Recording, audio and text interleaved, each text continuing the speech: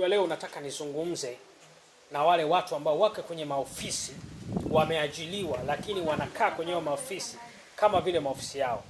Na sasa nazungumza sana na mabinti.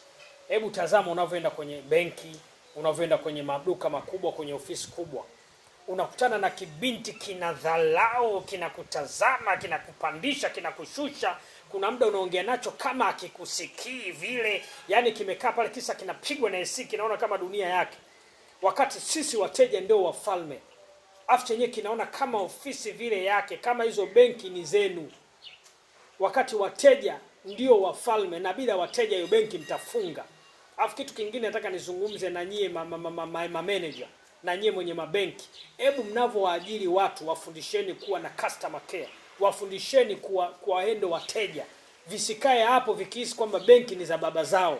Kinakupandisha, kinakushusha, kinajiona chenyewe ndo kama vile hela zote zake. Wewe unazishika tu, sio zako hizo, sisi ndo zetu. Pumbavu wewe. Inabidi uwe na heshima.